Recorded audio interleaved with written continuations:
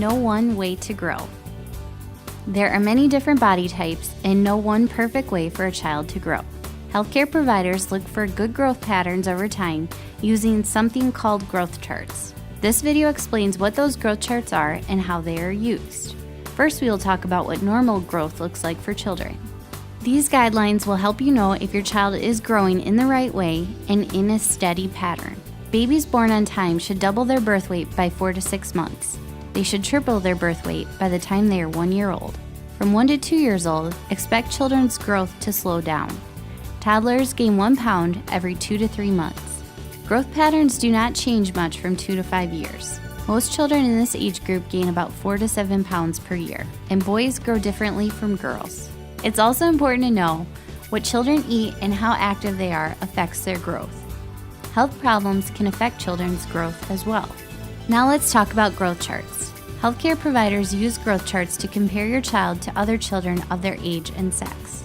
They also allow doctors and nurses to see the patterns of kids' height and weight gain over time, and whether or not their height and weight match up. If your child does not follow a steady pattern on the growth chart, your child might need some extra help to grow in the right way. If you've never seen a growth chart, here's what they look like. The left to right line usually measures age. The line going up and down shows what is being measured, such as weight or length. As these lines connect, they make a grid. Each growth chart has percentile lines. These percentile lines were created from information based on the growth of healthy kids. So we expect 50% of healthy children to grow at the 50th percentile or below. Most children fall between the outermost lines, but about 2 to 5% of healthy kids will naturally fall at, above, or below those lines, depending on the growth chart used. There are many different sets of growth charts. Those made by the Centers for Disease Control and Prevention, or CDC, are what your little one will use most of their childhood.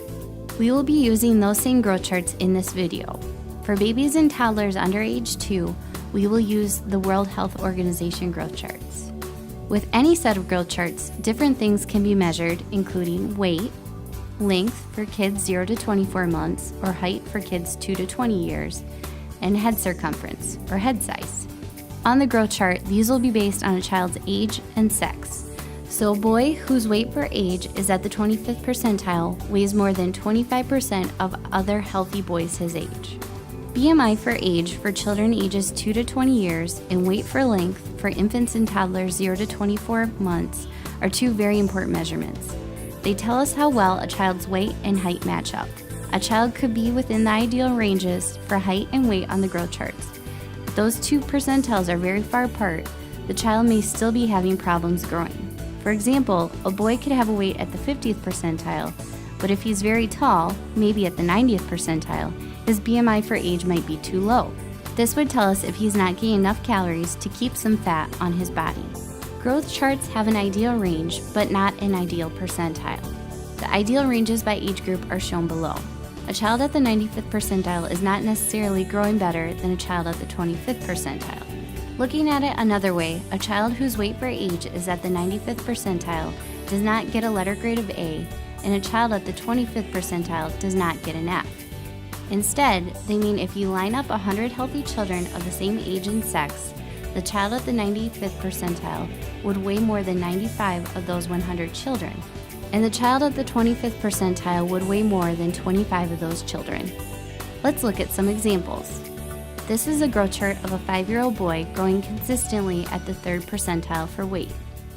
Many parents might worry this means their child is underweight because he falls below the ideal range of the 5th percentile.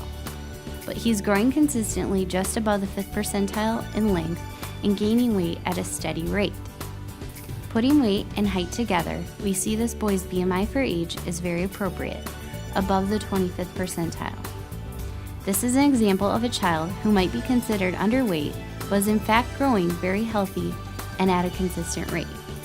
Now let's take a look at the growth chart of one more 5-year-old boy whose weight for age is at the ideal range at the 40th percentile. He gained no weight over the past year. The boy's height for age is high at the 90th percentile. For that reason, his BMI for age is below the 1st percentile, so he is underweight. You can see the child's weight for age cross two growth curve lines. Small changes in a child's growth percentiles are very normal.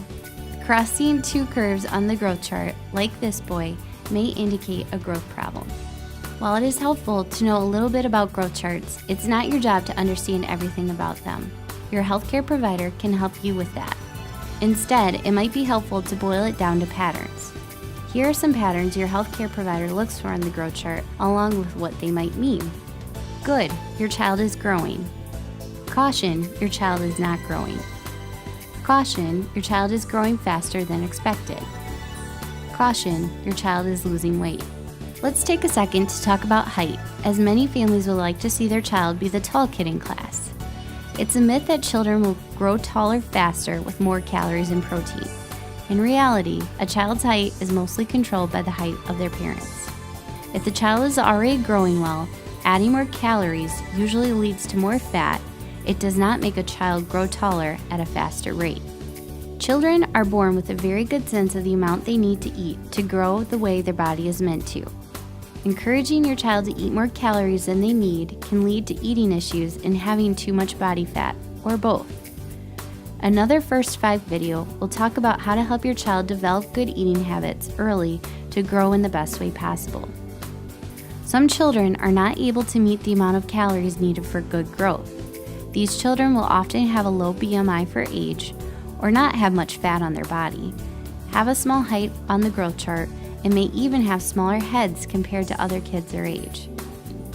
These children need extra help getting the calories they need.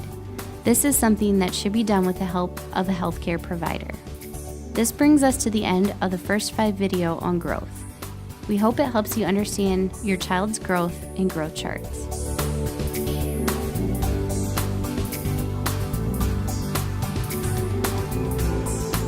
This series of nutrition videos is brought to you by First 5 and the Iowa Department of Public Health.